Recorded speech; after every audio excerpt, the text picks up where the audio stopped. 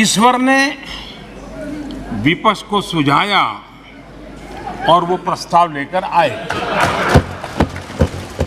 विपक्ष का अविश्वास प्रस्ताव हमारे लिए शुभ होता है।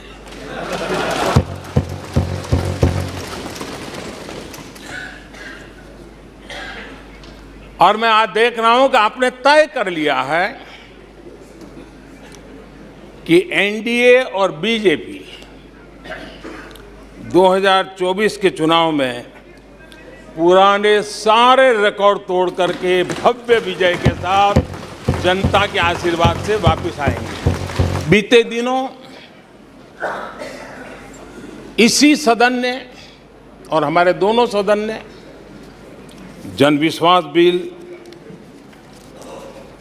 मेडिएशन बिल, डेंटल कमीशन बिल, आदिवासियों के लिए जुड़े हुए bill, digital data protection bill, national research foundation bill, coastal aquaculture से जुड़ा बिल, ऐसे कई महत्वपूर्ण बिल यहाँ पारित किए।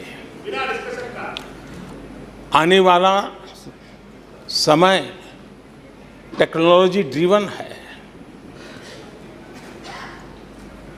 आज डाटा को एक प्रकार से सेकंड ऑयल के रूप में, सेकंड गोल्ड के रूप में माना जाता है। उस पर कितनी गंभीर चर्चा की जरूरत थी, लेकिन राजनीति आपके लिए प्राथमिकता थी। कई ऐसे बिल थे जो गांव के लिए, गरीब के लिए, दलित के लिए, पिछड़ों के लिए, आदिवासी के लिए, उनके कल्याण की चर्चा करने के लिए थे, उनके भविष्य के साथ जुड़े हुए थे। लेकिन इसमें इन्हें कोई रुचि नहीं है। देश की जनता ने जिस काम के लिए उनको यहां भेजा है, उस जनता का भी विश्वासघात किया गया है।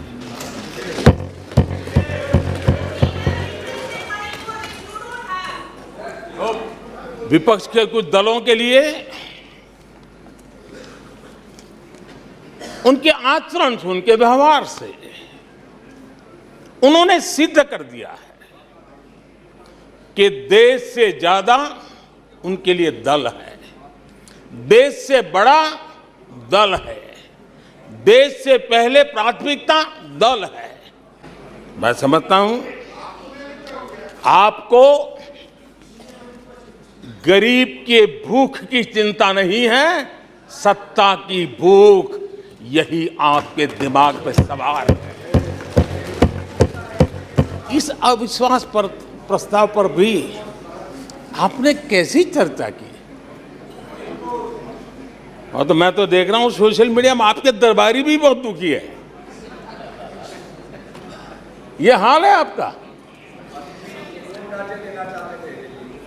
और अध्यक्ष जी देखिए, मजा है इस डिबेट का कि फील्डिंग विपक्ष ने ऑर्गेनाइज की, लेकिन चौके छक्के यहीं से लगे।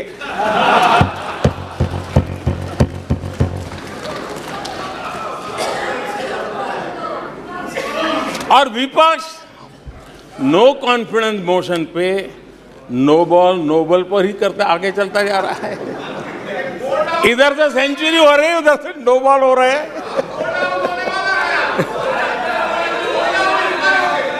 अध्यक्ष जी, मैं हमारे विपक्ष के साथियों से यही कहूंगा कि आप तैयारी करके क्यों नहीं आते जी? थोड़ी मेहनत कीजिए। और मैंने 5 साल दिया आपको मेहनत करने के लिए। 18 में कहा था कि 23 में आप आना, जरूर आना। 5 साल भी नहीं कर पाए आप लोग। क्या हाल है आप लोगों का, क्या दारिद्र्य है। आज गरीब के दिल में अपने सपने पूरा करने का भरोसा पैदा हुआ है।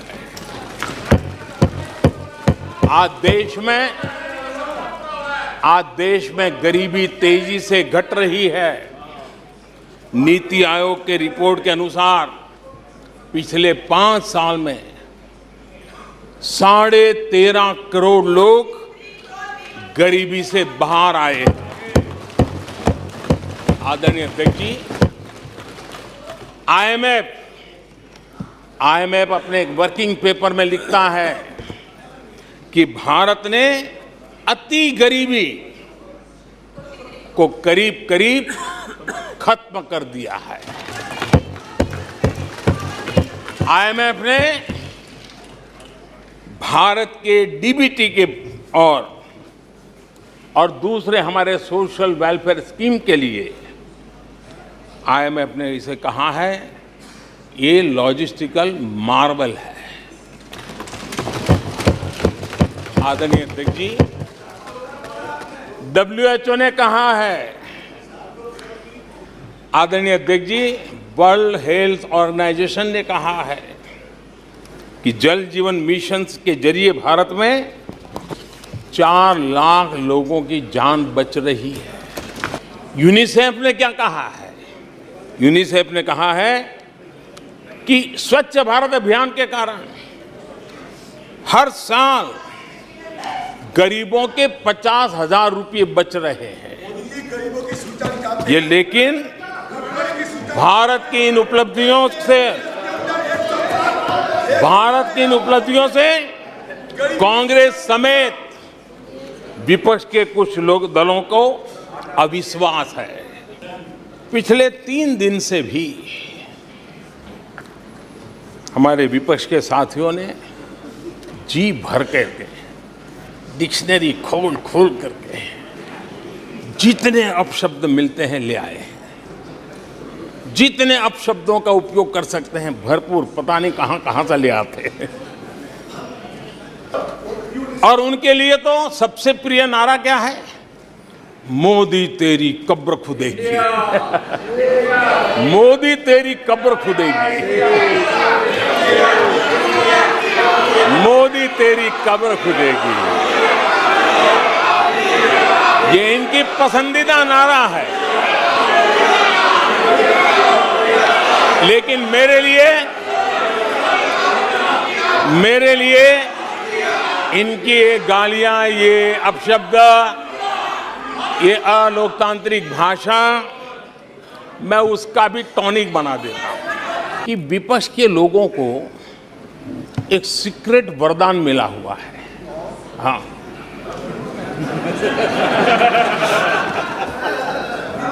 सीक्रेट वरदान मिला हुआ है जी।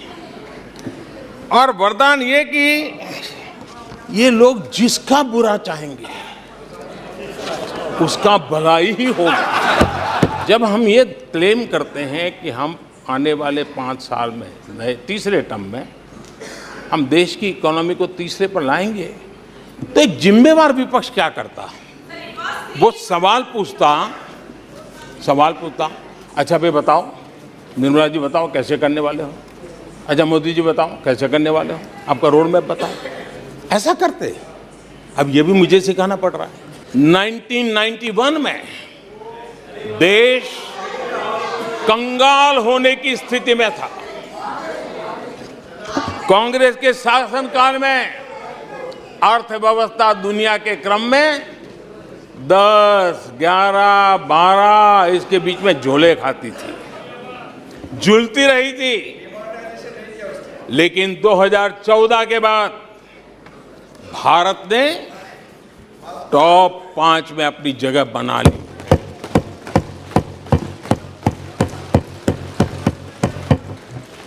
कांग्रेस के लोगों को लगता होगा कि कोई जादू से लकड़ी से हुआ है, लेकिन मैं आज सदन को बताना चाहता हूं माननीय अध्यक्ष, रिफॉर्म, परफॉर्म एंड ट्रांसफॉर्म एक निश्चित आयोजन, प्लानिंग और कठोर परिश्रम की पराकाष्ठा, और इसी की वजह से आज देश इस मुकाम पर पहुंचा है। और ये प्लानिंग और परिश्रम की निरंतरता बनी रहेगी। आवश्यकता अनुसार उसमें नए रिफॉर्म होंगे, और परफॉर्मेंस के लिए पूरी तरह ताकत को लगाया जाएगा और परिणाम ये होगी कि हम तीसरे नंबर पर पहुंच के रहेंगे। 2028 में आप जब अविश्वास प्रस्ताव लेके आएंगे तब ये देश पहले 3 में होगा, ये देश का विश्वास है। तमिलनाडु में कांग्रेस की आखिरी बार 1962 में जीत हुई थी।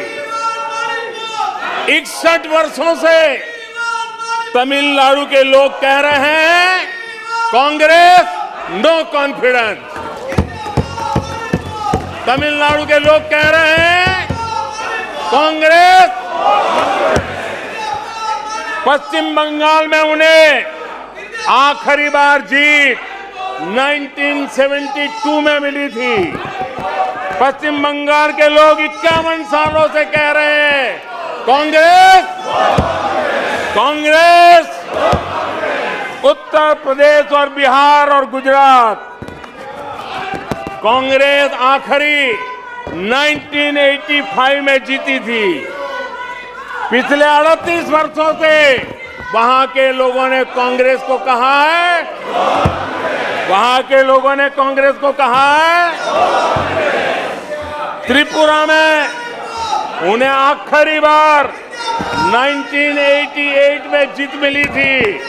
35 वर्षों से त्रिपुरा के लोग कांग्रेस को कह रहे हैं कांग्रेस कांग्रेस। ओडिशा में कांग्रेस को आखिरी बार 1995 में जीत नसीब हुई थी। यानी ओडिशा में भी 28 वर्षों से कांग्रेस को एक ही जवाब दे रहा है। उड़ीसा कह रहा है नो कॉन्फिडेंस। नागालैंड में कांग्रेस की आखिरी जीत 1988 में हुई थी। यहां के लोग भी 25 वर्षों से कह रहे हैं कांग्रेस कांग्रेस। दिल्ली, आंध्र प्रदेश और पश्चिम बंगाल में तो एक भी विधायक खाते में नहीं है। दूर युद्ध से भागते, दूर युद्ध से भागते, नाम रखा रणधीर। दूर युद्ध से भागते, नाम रखा रणधीर। भाग्य चंद की आज तक, भाग्य चंद की आज तक सोई है तकदीर। भाग्य चंद की आज तक सोई है तकदीर। आदरणीय अध्यक्ष जी,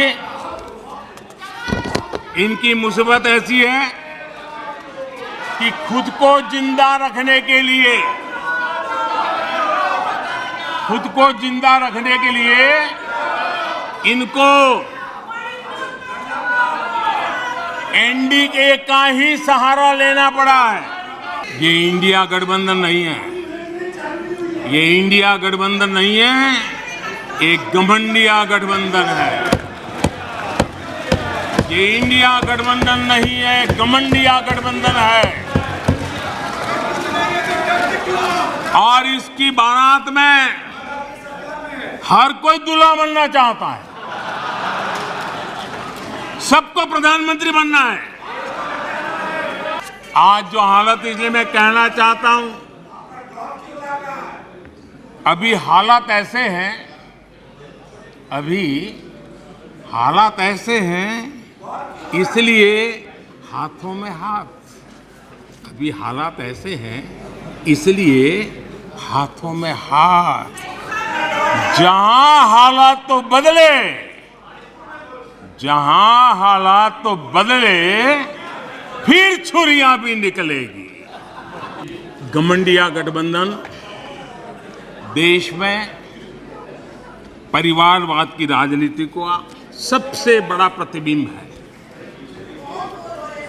देश के स्वाधीनता सेनानियों ने, हमारे संविधान निर्माताओं ने हमेशा परिवारवादी राजनीति का विरोध किया था। महात्मा गांधी, सरदार वल्लभ भाई पटेल, बाबा साहब आम्बेडकर, डॉक्टर राजेंद्र प्रसाद, मौलाना आजाद, गोपीनाथ बोरदोली, लोकनायक जयप्रकाश, डॉक्टर लोहिया, आप जितने भी नाम देखेंगे, सबने परिवारवाद की खुलकर आलोचना की है, क्योंकि परिवारवाद का नुकसान देश के सामान्य नागरिक को उठाना पड़ता है।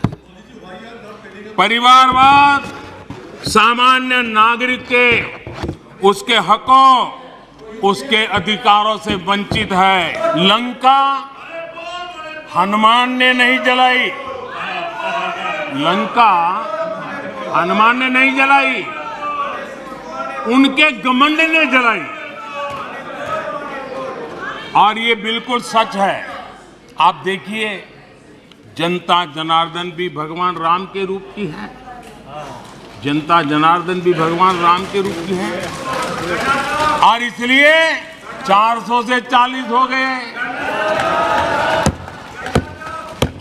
हनुमान ने लंका नहीं जलाई, घमंड ने जलाई, और इसलिए 440 हो गए, 400 से 40 हो गए। आदरणीय अध्यक्ष जी,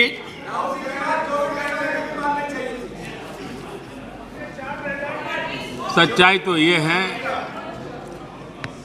देश की जनता ने दो बार 30 साल के बाद पूर्ण बहुमत की सरकार चुनी, लेकिन गरीब का बेटा यहां कैसे बैठा?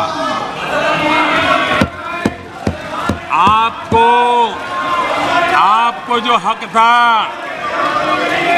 आप अपनी पारिवारिक पीढ़ी मानते थे, वो यहां कैसे बैठ गया? ये चुभन अभी भी आपको परेशान कर रही है, आपको सोने नहीं देती है। डूबने वाले को तिनके का सहारा ही बहुत, डूबने वाले को तिनके का सहारा ही बहुत। दिल बहल जाए फकत इतना इशारा ही बहुत। इतने पर भी आसमां वाला गिरा दे बिजलियां, इतने पर भी आसमां वाला गिरा दे बिजलियां। कोई बतला दे जरा, ये डूबता फिर क्या करे? आदरणीय अध्यक्ष जी, मैं कांग्रेस की मुसीबत समझता हूं। बरसों से एक ही फेल्ड प्रोडक्ट उसको बार बार लॉन्च करते हैं, हर बार लॉन्चिंग फेल हो जाती है। देश की जनता भी कह रही है, ये है लूट की दुकान, ये है लूट की दुकान, झूठ का बाजार। ये है लूट की दुकान, झूठ का बाजार। इसमें नफरत है, घोटाले हैं, तुष्टीकरण है, मन काले हैं। परिवारवाद की आग के दशकों से देश हवाले है, और तुम्हारी दुकान ने इमरजेंसी बेची है, बंटवारा बेचा है, सिखों पर अत्याचार बेचा है, झूठ कितना सारा बेचा है, इतिहास बेचा है, उरी के सच के प्रमाण बेचा है। शर्म करो नफरत की दुकान वालों, तुमने सेना का स्वाभिमान बेचा है। ये लोग, ये घमंडिया गठबंधन, ये लोग भारत के दिवालिया होने की गारंटी है, भारत के दिवालिया होने की गारंटी है। ये इकोनॉमी को डुबाने की, ये इकोनॉमी को डुबाने की, ये डबल डिजिट महंगाई की, ये डबल डिजिट महंगाई की, ये पॉलिसी पैरालिसिस की, ये पॉलिसी पैरालिसिस की, ये अस्थिरता की, ये अस्थिरता की, ये करप्शन की, ये करप्शन की, ये तुष्टीकरण की, ये तुष्टीकरण की, ये परिवारवाद की, ये परिवारवाद की, ये भारी बेरोजगारी की, ये भारी बेरोजगारी की, ये आतंक और हिंसा की, ये आतंक और हिंसा की, ये भारत को 2 शताब्दी पीछे पहुंचाने की गारंटी है। आदरणीय अध्यक्ष जी, ये कभी भारत को टॉप 3 अर्थव्यवस्था बनाने की गारंटी नहीं दे सकते। ये मोदी देश को गारंटी देता है कि मेरे तीसरे कार्यकाल में मैं हिंदुस्तान को टॉप 3 की पोजीशन में लाके रहूंगा। ये मेरा देश को गारंटी है। मणिपुर में अदालत का एक फैसला आया।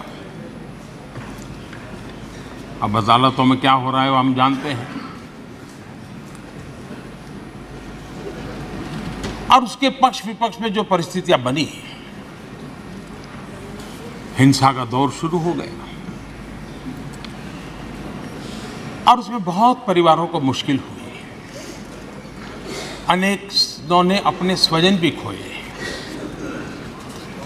महिलाओं के साथ गंभीर अपराध हुआ और ये अपराध अक्षम्य है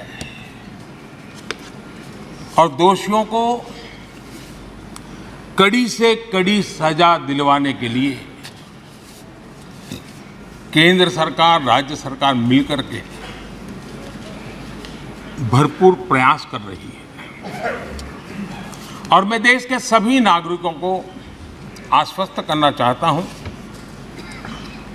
कि जिस प्रकार से प्रयास चल रहे हैं, निकट भविष्य में शांति का सूरज जरूर उगेगा। मणिपुर फिर एक बार नए आत्मविश्वास के साथ आगे बढ़ेगा।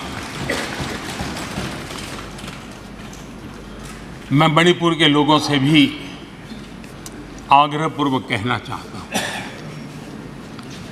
वहां की माताओं, बहनों, बेटियों से कहना चाहता हूं, देश आपके साथ है। ये सदन आपके साथ है। हम सब मिलकर के, कोई यहां हो या ना हो, हम सब मिलकर के इस चुनौती का समाधान निकालेंगे। वहां फिर से शांति की स्थापना होगी। मैं मणिपुर के लोगों को विश्वास दिलाता हूं कि मणिपुर फिर विकास की राह पर तेज गति से आगे बढ़े। उसमें कोई प्रयासों में कोई कसर नहीं रहेगी। ये वो लोग जिन्होंने मां भारती के 3 टुकड़े कर दिए, जब मां भारती की गुलामी की जंजीरों से मुक्त कराना था, जब मां भारती की जंजीरों को तोड़ना था, बेड़ियों को काटना था, तब इन लोगों ने मां भारती की भुजाएं काट दी, मां भारती के 3 टुकड़े कर दिए। और ये लोग किस मुंह से ऐसा बोलने की हिम्मत करते हैं? आदरणीय अध्यक्ष जी, ये वो लोग हैं जिस वंदे मातरम गीत ने देश के लिए मर मिटने की प्रेरणा दी थी। हिंदुस्तान के हर कोने में वंदे मातरम चेतना का स्वर बन गया था। तुष्टीकरण की राजनीति के चलते उन्होंने मां भारती के ही टुकड़े किए, इतना नहीं, वंदे मातरम गीत के भी टुकड़े कर दिए लोगों ने। ये वो लोग हैं माननीय अध्यक्ष जी, जो भारत तेरे टुकड़े होंगे, ये गैंग, ये नारा लगाने वाले लोग, इनको बढ़ावा देने के लिए, उनका प्रोत्साहन करने के लिए पहुंच जाते हैं। आज मणिपुर की समस्याओं को ऐसे प्रस्तुत किए जा रहा है जैसे बीते कुछ समय में ही वहां ये परिस्थिति पैदा हुई है। कल अमित भाई ने विस्तार से बताया है समस्या क्या है, कैसे हुआ है, लेकिन मैं आज बड़ी गंभीरता से कहना चाहता हूं, नॉर्थ ईस्ट की इन समस्याओं की कोई जननी है तो जननी एकमात्र कांग्रेस है। नॉर्थ ईस्ट के लोग इसके लिए जिम्मेवार नहीं हैं, इनकी ये राजनीति जिम्मेवार है। जिस प्रकार से साउथ ईस्ट एशिया का विकास हो रहा है, जिस प्रकार से आसियान देशों में का महत्व बढ़ रहा है, वो दिन दूर नहीं होगा हमारे ईस्ट की इस प्रगति के साथ साथ नॉर्थ ईस्ट वैश्विक दृष्टि से सेंटर पॉइंट बनने वाला और भारतीय विश्वास से भरा हुआ है। आदरणीय अध्यक्ष जी, आज का भारत न दबाव में आता है न दबाव को मानता है। आज का भारत न झुकता है, आज का भारत न थकता है, आज का भारत न रुकता है। तो समृद्ध विरासत विश्वास लेकर के, संकल्प लेकर के चली है। और यही कारण है जब देश का सामान्य मानवीय देश पर विश्वास करने लगता है तो दुनिया को भी हिंदुस्तान पर विश्वास करने के लिए प्रेरित करता है। आज जो भी दुनिया का विश्वास भारत के प्रति बना है, उसका एक कारण भारत के लोगों का खुद पर विश्वास बढ़ा है। जो नींव आज मजबूती के साथ आगे बढ़ रही है, उस नींव की ताकत है कि 2047 में हिंदुस्तान विकसित हिंदुस्तान होगा, भारत विकसित भारत होगा साथियों। और ये देशवासियों के परिश्रम से होगा, देशवासियों के विश्वास से होगा, देशवासियों के संकल्प से होगा, देशवासियों की सामूहिक शक्ति से होगा, देशवासियों की अखंड एक नाच पुरुषार्थ से होने वाला है। ये मेरा विश्वास है।